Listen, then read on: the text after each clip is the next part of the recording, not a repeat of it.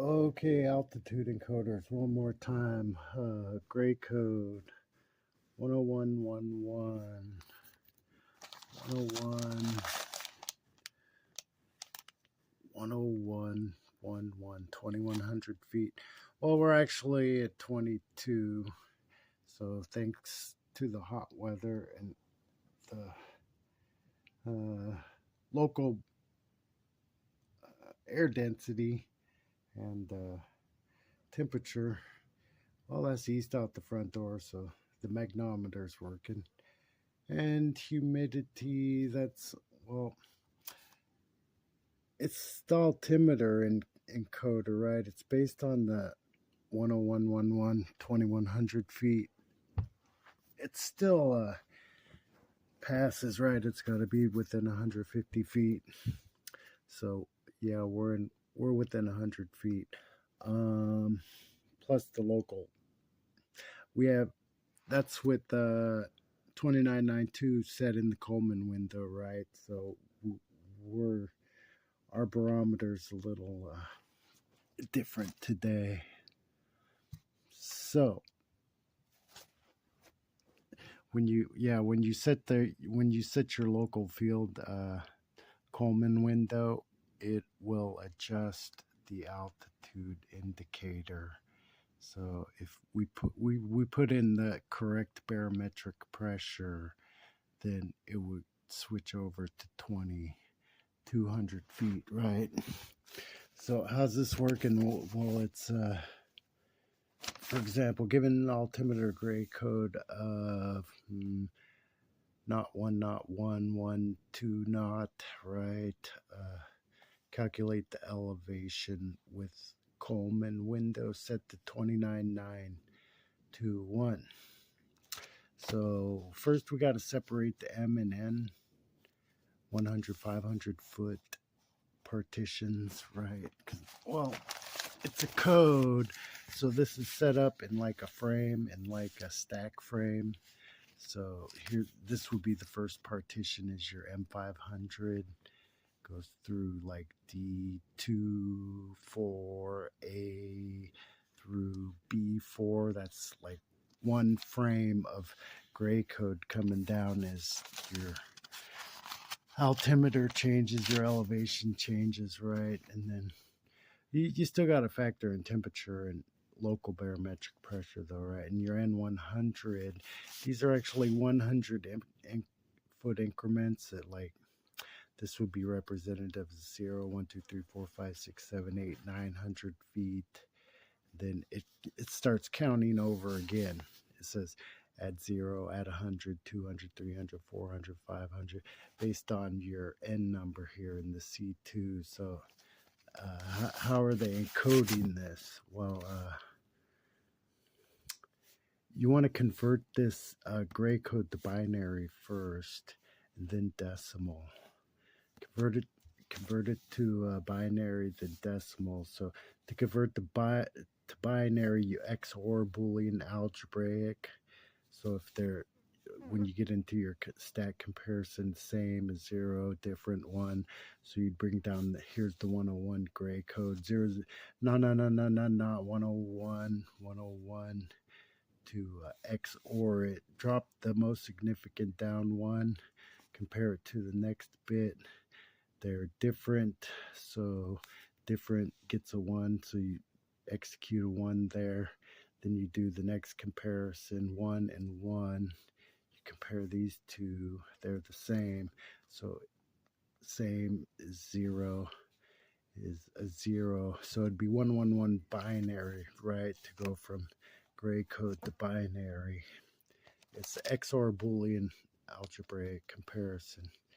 And nobody I know enjoys stack frame comparisons, but that's what it's doing. It's taking this stack frame and it drops the most significant bit and compares it with an XOR op amp or something. If you're familiar with like assembly language and comparators and operators and frames that exist up there in the microprocessor. So after you can convert it to binary, you want to convert it to decimal by what's this, base 2 addition. So you go for base 2, it's 2 to the 0, 2 to the 1, 2 to the second, to however big the binary number is, and then you just add up the ones. So 0 is 0, 1 is 2, 1 is 4, 2, and 0 is 6 decimals. So this number represents 1110 binary represents 6 decimal. This is your M500 number, the number of 500-foot increments divided from the altitude reading plus 1200 to keep values positive, right? Because the chart begins at 1200, so the encoder automatically adds 1200 feet to keep this entire code up to 30,000 feet positive, right? So because negative numbers in binary get really crazy. So here we extract 1200 from absolute M, because right over here we just said that they add the 1200 foot in there to error correct, right? So M is 6, but absolute is 6 times 500, right, is 3,000, due to M representing 500-foot increments, right? So absolute M, 3,000 feet minus 1,200, you extract the 1,200 from the absolute value, gives you 1,800 feet is your first corrected value in this gray code. That would be your M value. Now you need to decode the N value, which, like I said, they just count this number. See, 1, 2, 3, 0, 1, 0, 1, 1. See, it's just going up from gray code. It's incrementing gray code without the use of 0, 1, 1, 1 or 101 for signaling purposes, because this causes have to do more switching in binary. See, the gray code is operating on the principle where only one number changes on the next iteration. So as you count, it just goes up by, it has one single switch change, where in binary 4, 5, 10, 20 digits can change when you're counting in binary. The gray code says only one digit changes when you're counting, right? So you leave out the 0, 0, the 1, 1, 1, and the 1, 0, 1 are not implemented, derived from N100 is the altitude plus 1,200 minus the M500 number, which is 6 times 500, which is 3,000, right? Your altitude plus 1,200 minus 3,000 divided by 100 plus 1 gives you your N100 number. And you just convert that to gray code, and that's all this gray code is, right? With the exception that there's a parity you have to look out for, because whether your M number, your 500-foot increments are positive or negative, right? So you got, since M is even here, see, since M is even, C1, 2, 4 is ascending from 0, 1, 2, 3, or 400-foot increments, right? Because we're looking at the parity of M also to control these lower counting bits.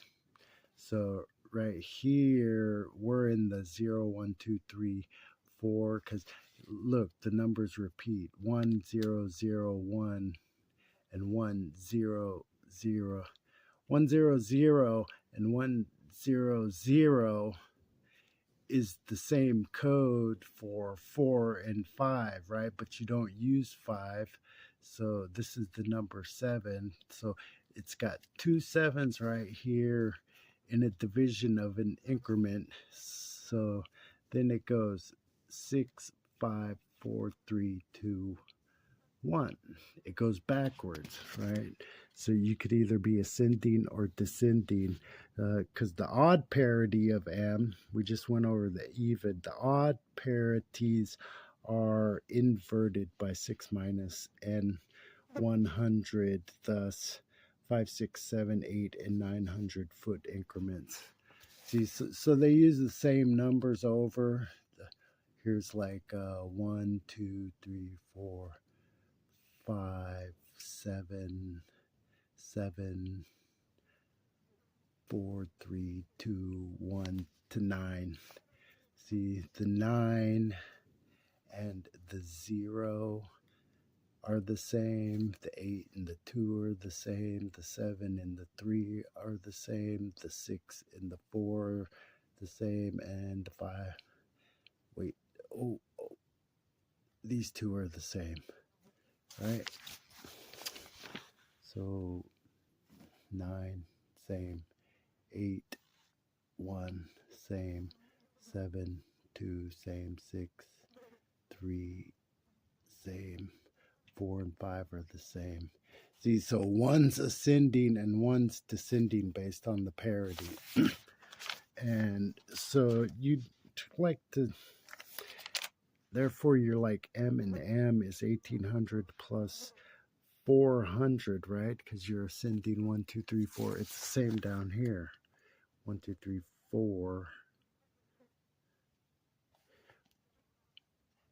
There it's ascending, and the next one is descending, right?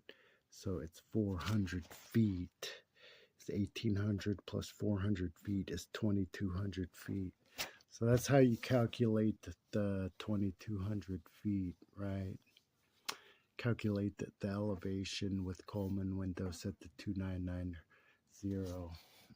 That's about what it is there. It's off by 1 there. That's 10111, which is 2100. We just calculated 2200 though, right? That's 2200 calculation. It just goes up in 100 foot increments for the entire, unless you get into hectopascals, like 0.1 hectopascals, like 30 feet increments. Yeah, that could be used for like more accuracy. But if you're doing VFR, yeah, the CFR says within 150 feet, it's set to standard temperature and pressure. But you can look, that's well within 100 feet, because as soon as I put my Koleman barometric pressure in, then it adjusts the field elevation, right? Because it's different barometric pressure everywhere on the face of the planet, right? So if you go to LA, it's automatically denser air down there. We're up here at 2200. They're down there at like 600 feet now, so there's denser. And then, yeah, the barometric pressures could be higher or lower down there today too. So, right, it depends on the local field elevation. Another way you can find it is you just set the altimeter to your field elevation, and the barometric pressure will pop up in the window, right? But you need to correct for your barometric pressure, right? Because if you're under a higher pressure, then your machine's not going to be, it's going to be stressed. You're not going to get as much out of it. You might run into some ground effect type stuff. You know, you might stroll the runway a lot longer. It takes longer to stop and longer to take off if you get in the higher elevations or higher barometric pressures, right? Because they're thinner. So yeah, for writing the code, I'd do something like take these 12 wires, 369 wires, pipe them in here, and then you just write your decoding, cast some C++ variables like your M500 altitude plus 1200 divided by 500, your M100 altitude plus 1200 minus 500 times 500 divided by 100. Your M0 and your M1, your odd and even parities of your M number is important too. Like I said, ours was 6 times 500 is 3,000. Well, if it's a 6 or it's a 5, we're in the even, so it's ascending. So you'd set some like C define, C Coleman, 0 define, 1 through 9. So that'll give you what the first 4, 5 are 100-foot increments, and the next are 100-foot increments. But see, they're doubled up, so you gotta pay attention to the parity here, the odd and the even, M0 and M1. Your absolute M minus 1200 times 500, CM interpreted. So then that gives you your C value with your M interpreted in parity, M number interpreted parity, your even or odd. Because if it's even or odd, your C values will turn out different. So you got to keep track of your C value by the parity, the odd, whether M is odd or even. Even in the case of 2200, right? Then, yeah, so that would be like, pipe it on to like this, and you can set up your comparators to like compare these and do the XOR, change it into binary, convert it to decimal, multiply 6 times 500 is 3,000, and it's the same for every, as your barometer, as your elevation increases, these numbers will change, right? So, but it's doing it super fast on the computer, right? It just takes it just reads that number like it could read thousands of these numbers a second, right? It's constantly, it's on a stack frame, so it reads down the stack of your functions, because, well, in assembly language, if you got a stack, you're running a bunch of operations on certain variables, and then you're cleaning up the stack after you're done, and it just cycles over and does that over and over again. Run stack frame, run functions, clean it up, start over, run stack frame, clean it up, start over. That's what the computer microprocessor does. It'll just read through all these very, very fast. If you get one of these run at 400 megahertz. There you can hook your barometer up to it too. You can hook your temperature sensor up to it. So it'll automatically calculate in those variables too, right? Based on your local static pressure altitude. Because your local static pressure altitude is not necessarily going to be your what pops up on your Koleman, right? Because the barometric pressure is different throughout the day. Whether you're under a high front or a low front, right? It all depends on the weather. So you get that weather report from your AWOS, your automatic weather observation system, or your your common traffic advisory frequency. You looked at your CCAS information, CTAS, or NOTAMs, Notice to Airmen, or your ATIS information. air traffic information services. If you tune into any of those 4 radio stations, they'll give you your local barometric pressure, or even if you're flying in instrument, if you're flying in Bravo, Charlie airspace, right? They automatically call out your air density and your altimeter setting. So they'll call the aircraft name and then say pressure altitude, right? They'll call out the barometer setting. So they'll say, like, if it was our aircraft, M500 N100, air traffic control, come on, say M500 traffic Charlie, altimeter 352, and then you repeat back to them, you set your barometer, then you're navigating in that space. So you got to be accurate with your barometer when they call them out, because they're controlling the airspace, so they have the barometer numbers, and they're doing flight separation too. So your this connects to your piezostatic and your Koleman window, right?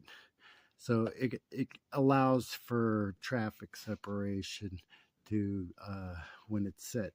So this is set to 2992, right? But when everyone is using the same reference error, then they can separate traffic all on the same standard, right?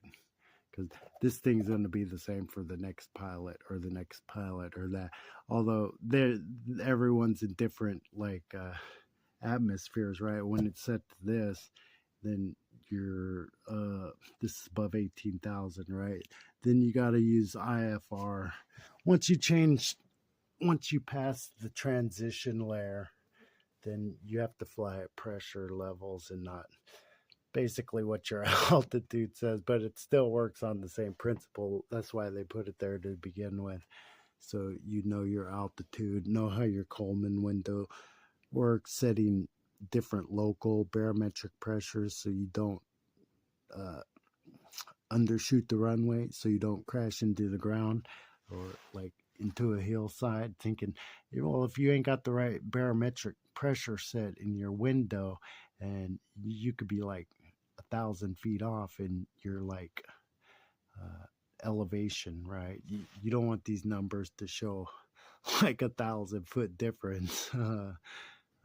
So they give you the Koleman window to adjust your local barometric pressure, because LA's not going to have the same barometric pressure right here, but it changes as you go up in elevation, right?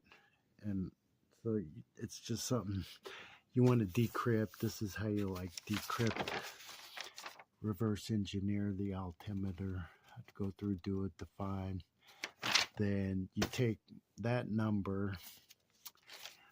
Yeah, once you get this 2,200 feet, and it works for whatever it's sending out.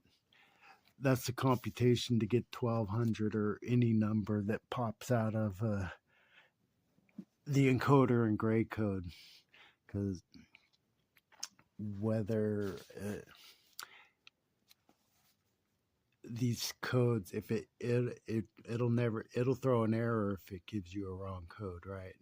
If these C numbers ever pop up a 5, it's not built to deliver that. They'll know there's an error in your elevation reporting. So it has to report to the way it was designed. So that's how the gray code altimeter is translated into binary and to decimal. Then you do your differential equation. There's some differentiation in here, right? Because these are 500-foot increments. These are 100-foot increments. This is got to be translated to binary, then decimal. Then the decimal has to be multiplied and subtracted from 1,200 to give you your first corrected value. But there's more correcting to do, right, with the C number. So then that's based on the parity of the M. So you write up a comparator to compare the parity of M. You know, it's either even or odd, right? It's either yeah, that's the parity bit. So that would be defined in your variables over here. Set up a parity bit for M. And that helps you decipher your seed defines. And when your seed defines are defined, they work just like I showed you how they work. Ascending is at 0 feet, 100 feet, 200 feet, 300 feet, 400 feet. Then they duplicate. That's the same number, but now they're descending, right? So if you get a duplicate and an odd M, then these two numbers look the same, but they're not. They're encoded different. So that would be at 500 feet, 600 feet. And these numbers are the same too, but see that based on the M parity bit, it's going to either ascend or descend in this numeric feet. So add 0 feet, 100 feet, 200, 3, 4, 5, 6, 7, 8, 9. And that it just cycles. It does that through the entire code over and over again. It does the same thing. All those C values. They're encoded into the M value though, and the parity, right? So, and that's the gray code for altimeter translation. And then you just plug in your LCD screen, and when you get your absolute M and your absolute N added together, gives you your absolute value of 2200 feet. So yeah, that's how to decode them, and then it just shows up on your screen in the cockpit as what your altitude is.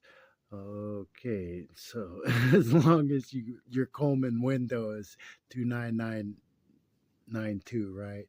So if you start playing with your Coleman barometer, then it'll change your out. Okay, well, thanks for tuning in. Bye for now.